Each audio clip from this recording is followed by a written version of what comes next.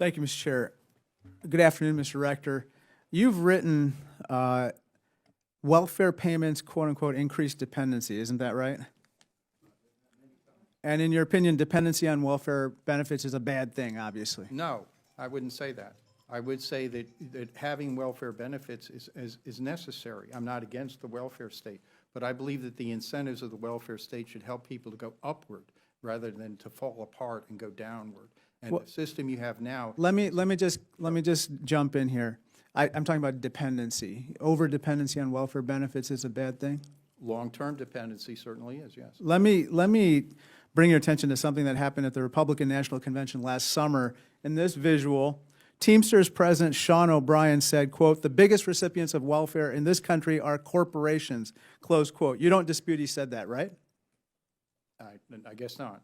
In 2023, the Cato Institute, by no means a liberal think tank, found that the federal government spends more than $100 billion a year on what they call, quote unquote, corporate welfare. You don't dispute that they found that, right?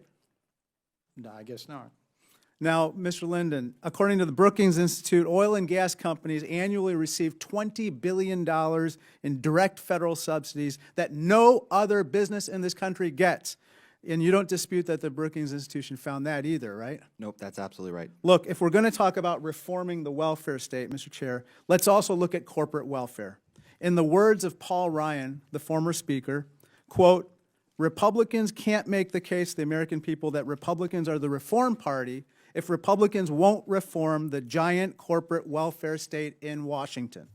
Chairman, this is a theme I'll be returning to on this committee as we proceed.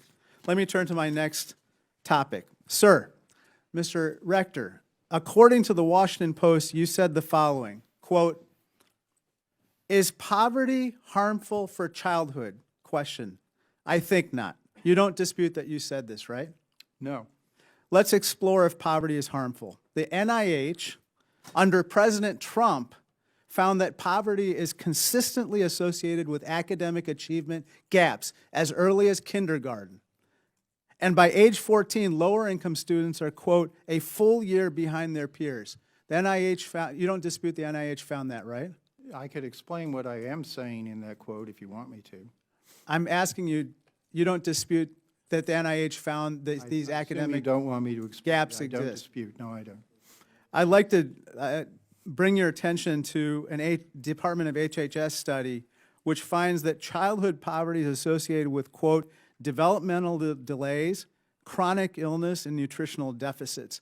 Mr. Linden, you don't dispute that the HHS found that, and I presume that you agree with them. Yeah, I mean, there's a lot of studies that show childhood poverty has long-term negative effects for the children and the economy as a whole. So academic gaps, development delays, along with chronic illness. Now, in addition, Mr. Rector, you said to the Heritage Foundation in 2007, quote, "Most poor children are supernourished." You don't dispute you said that, right? That's exactly what the USDA data shows. Yeah, I've read the reports, very few. You're not a doctor, right? You're not a medical doctor, No, right? I am an expert in the You're not a food medical program. doctor, are you? I do know more about nutrition. You know more about nutrition than a medical doctor. I know more about nutrition and welfare programs than any doctor. You're not a nutritionist, are you? I know.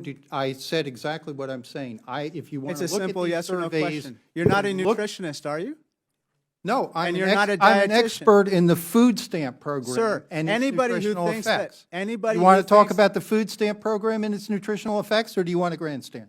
Anybody who thinks that childhood poverty is not harmful to children, unfortunately, should not be talking about whether these welfare programs benefit families or not. Let me turn your Would you attention like to me my to final explain what I topic meant by in that? my limited time.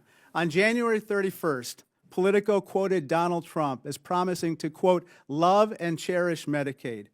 Mr. Linden, you don't dispute that Politico reported that, right? They definitely reported that. Donald Trump also promised that, quote, the people won't be affected.